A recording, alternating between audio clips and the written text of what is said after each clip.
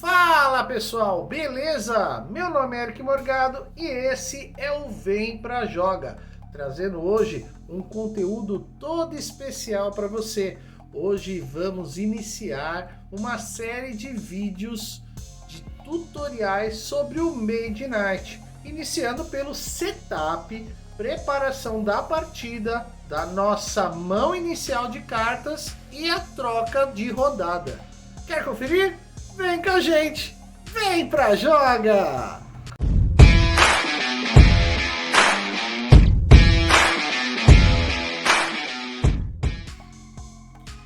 Fala pessoal, beleza?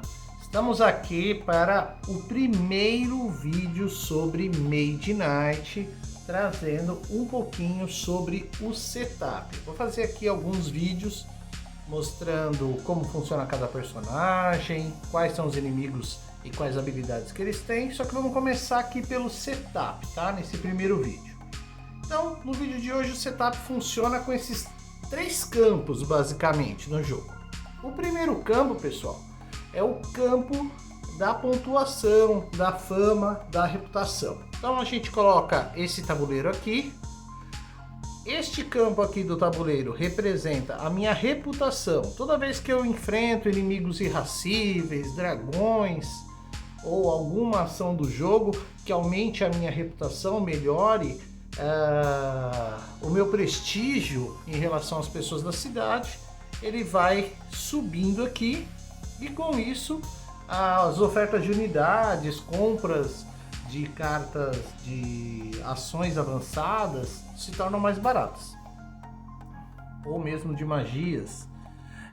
Ao contrário de que se eu destruir uma vila, destruir um monastério, entrar numa cidade, entrar num forte, num castelo de mago, né, numa torre, o que acontece? Essa reputação minha diminui e aí eu pago muito mais caro por unidades e compras de poderes, ok? Essa outra área aqui é a minha área de XP, de fama, de pontuação. Então quando eu derroto inimigos, esse inimigo embaixo dele tem uma pontuação específica aqui nessa bandeirinha vermelha, tá? Então essa bandeirinha vermelhinha aqui, ela vai me dar aqui, por exemplo, 2 pontos de fama, eu vou subir 2 aqui. Se me desse 3, eu já viria para cá. E à medida que eu vou subindo, eu vou ganhando algumas habilidades a mais. Por exemplo, quando eu subo aqui a partir do 3, eu ganho uma carta de poder avançado e uma skill, uma habilidade própria do meu personagem. Quando eu passo aqui do 8, eu ganho, aqui eu aumento aqui a minha habilidade pessoal, que pode ser armadura ou o tamanho da minha mão. E além disso eu ganho uma unidade nova para recrutar. E assim por diante, à medida que eu vou subindo cada uma dessas linhas aqui. O tabuleiro de baixo é o tabuleiro de dia e noite e de terrenos. Então nesse tabuleiro aqui, ó, eu tenho um lado com o dia e um lado com a noite. E obviamente, em cada um desses períodos, o valor de movimento nos terrenos é diferente.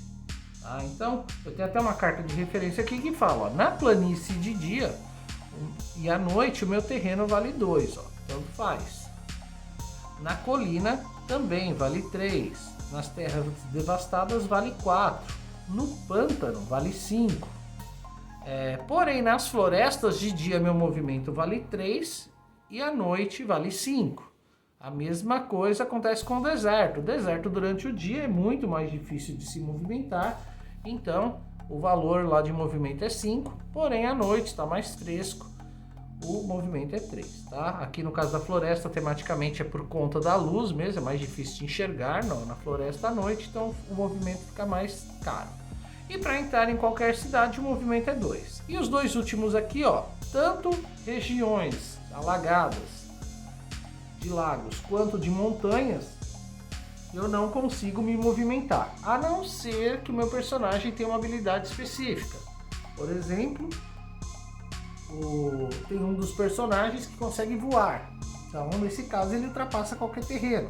Existem cartas aqui de ações avançadas que permitem andar sobre montanhas ou passar por baixo da terra. O personagem da expansão Tesla também consegue se movimentar em montanhas. Então cada terreno tem um específico movimento e as montanhas e lagos, exceto que tem uma carta ou uma habilidade de personagem, eles não podem ser avançados por eles, tá? Isso é bem complicado na hora da estratégia, porque muitas vezes você revela a última peça, que é o castelo, a cidade que você precisa invadir, e se você cercar de montanhas e lagos, fica impossível. Já aconteceu isso em diversas partidas, então tem que tomar muito cuidado quando você vai revelar as peças, para não revelar num lugar impossível, num canto, por exemplo, onde você não vai conseguir revelar mais peça alguma, beleza? Então é isso aqui sobre o campo do dia e da noite, o tabuleiro do dia e da noite. Em cima desse tabuleiro vão uma quantidade de dados de acordo com o número de personagens. Então, se eu estiver jogando uma partida solo, sempre eu vou utilizar 2 dados mais o número de jogadores, que no caso é 1. Se eu estiver jogando uma partida de 2 jogadores, são 2 dados mais 2. Numa partida de 3 jogadores, 2 dados mais 3, e assim por diante. Então sempre eu vou por essa regra. Essa é uma regra que a gente às vezes esquece na hora de montar o setup. Nunca lembra a quantidade de unidades, de aliados aqui, quanto de dados, mas é a mesma coisa. Sempre são 2 dados mais o número de personagens, então a gente vai acrescenta os dados para eles. Eu vou deixar aqui uma partida solo, 3 dados, e a primeira coisa que eu faço é rolar. O que acontece? Foi até bom acontecer isso aqui, ó. Eu sempre tenho que ter metade dos dados para cima, logicamente, com ofertas que eu posso usar, tá? Então, de ações simples e ações avançadas, nesse caso eu só posso ter 1. Se eu tivesse jogando com 2 jogadores, aí sim eu poderia ter até 2 dados amarelos ou pretos nesta região para poder deixar aqui na oferta. Senão, eu sou obrigado a rolar eles novamente até eu ter uma oferta condizente com as regras do jogo, beleza? Então é isso, tá? Coloco lá meu marcador no 0, coloco meu marcador no 0 e agora vamos às cartas.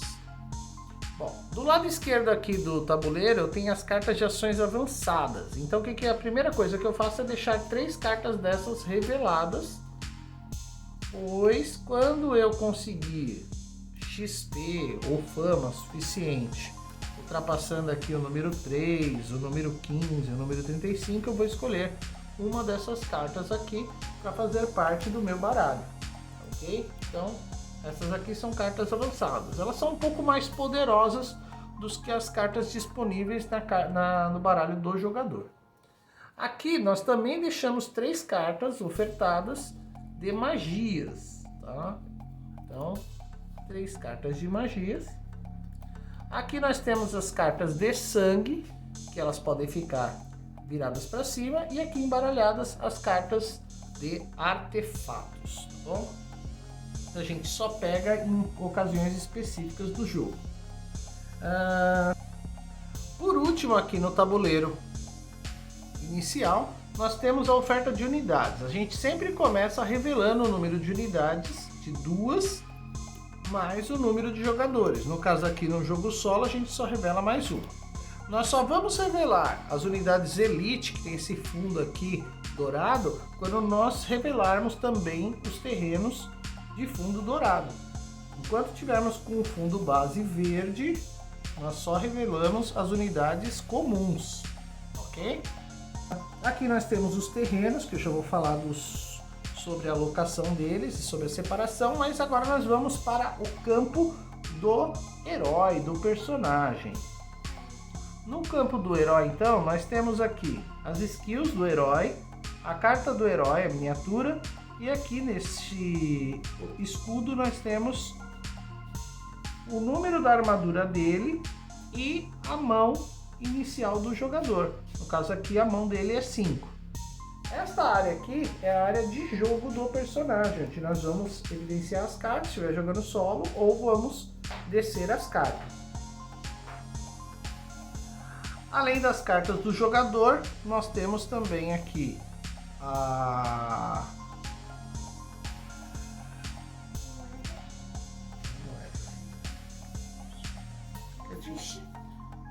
Nós temos aqui a ficha de comando e os marcadores daquele meu jogador que a gente vai colocar nos terrenos que a gente avançar.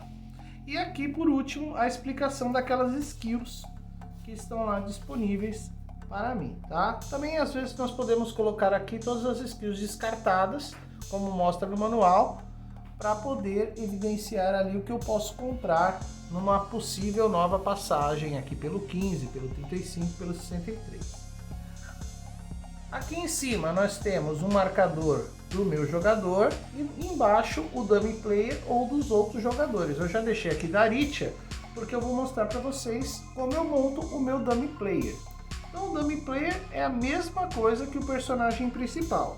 Eu vou deixar uma carta aberta do dummy player, vou colocar lá o número de cristais e a cor que aquele dummy player tem, que no caso aqui a Aritia é 2 vermelhos e um branco, e vou deixar o baralho dela embaralhado ao lado. E aqui as skills dela eu vou deixar junto com as minhas, pois elas vão servir futuramente para utilizá-las. Toda vez que eu revelo as minhas skills, eu revelo da Aritia também e deixo no descarte todas aquelas skills lá. Por quê? Porque o personagem ele sempre pode, numa segunda escolha, em vez de escolher suas próprias skills, escolher skills de outros heróis que foram descartadas. E basicamente, então, o setup é isso. Vamos aqui para o terceiro campo, que é o campo dos terrenos. Então, nós temos esse terreno inicial, que ele tem dois lados. O lado cônico, ele é mais triangular, e o lado aberto. Tá? Se eu for jogar uma partida solo ou 2 jogadores, normalmente a gente joga com o lado cônico. Isso depende muito da campanha ali do jogo que eu estou realizando. Tá? E aí aquela partida vai mandar eu colocar uma quantidade, sortear uma quantidade de mapas verdes. Vamos supor que aqui já esteja embaralhado. Ele pede 5 verdes, mais 2 centrais, 3 centrais e uma cidade, vamos supor. E aí a gente vai colocar dessa maneira disponível, os demais a gente guarda para uma próxima partida, que eu estou simulando uma partida solo de uma conquista, tá? E aí a primeira coisa que eu faço quando tem aquele terreno é revelar os 2 primeiros mapas, e aqui vem uma coisa muito importante. Eu tenho que tomar cuidado para sempre colocar o número que vem aqui embaixo do tile na mesma direção do número do tile inicial. Ou seja, apesar dele encaixar aqui, ó, a bolinha encaixar com a bolinha, tá vendo? E a estrela com a estrela nesse canto, essa posição estaria errada. Eu sempre tenho que colocar os números na mesma direção. Ó, o número 1 está apontando para cá e a letra A para lá. Então, ó, sempre na mesma direção. Vou colocar o outro aqui ao lado para vocês verem, ó. Apesar da estrela encaixar em qualquer posição aqui, ó, eu tenho que colocar sempre o número na mesma posição do tile inicial. É o mais correto. Existe variante que você coloca, revela ela em qualquer posição. Mas aqui no caso a gente está mostrando as regras básicas, que é muito importante a gente sempre colocar a letra e o número apontados na mesma direção, ok? Coloca a unidade lá, revela as suas 5 cartas e preenche o mapa com os tokens que são revelados. Por exemplo, aqui eu só tenho tokens para preencher de inimigos irracíveis, e os inimigos irracíveis sempre vão abertos no mapa, ok? Aqui, fonte de magia, não precisa repor. Aqui a vila não precisa colocar nada. Então basicamente é isso. E no início da minha partida, eu vou utilizar as cartas de planejamento ou cartas táticas. Então durante o dia eu vou ter 6 cartas táticas e eu vou escolher uma para iniciar a minha partida baseado nas ofertas que eu tenho, no mapa que está disponível e na minha oferta. Eu sempre faço esta leitura dessas cartas antes de começar minhas ações. Por quê? Porque de repente eu não tenho nem carta de movimento, aqui eu tenho uma, mas eu quero chegar primeiro lá na cidade. Então seria interessante eu tentar, por exemplo, utilizar aqui, ó, o início promissor, que eu pego 2 cartas a mais aqui, minha mão fica com 7 cartas iniciais. Ou posso pegar aqui, ó, ao final de cada turno, terminar com uma carta a mais na mão. Então sempre vou ter aqui nesta rodada 6 cartas na mão iniciais. Ou eu quero começar o jogo antes de qualquer pessoa para ter uma ação na frente do outro. Então eu começo com uma carta baixa, 1. Tá? Ou eu tenho muito sangue na mão, tá? Então eu posso descartar 3 cartas da mão, pegar o mesmo número e pegar o meu descarte e reembaralhar. Então por aí vai. E à noite eu também tenho 5 cartas táticas com outras estratégias para o meu jogo ali inicial. Bom, ao final do turno, pessoal, o que nós fazemos? Nós vamos repor cada um dos baralhos. Então, se tiver completo o baralho, eu tiro a última carta, desço e abro uma nova. Tá? Mesma coisa no baralho de magias, eu jogando em 2 jogadores. Se eu estiver jogando no modo solo, vou fazer aí um vídeo só de modo solo, mas eu ganho um cristal daqui e ganho uma carta dessa pro dummy player, ok? E a oferta de unidades, ela é toda reposta novamente. Então nós ofertamos 3 novas unidades aqui disponíveis para a próxima rodada, que no caso vamos supor que seja a rodada da noite.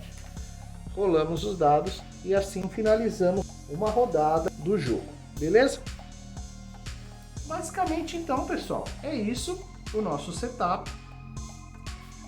Regras de movimentos, combates, as próprias habilidades dos monstros eu vou gravar posteriormente no próximo vídeo. Espero que tenham curtido, deixe o seu comentário, deixe a sua pergunta.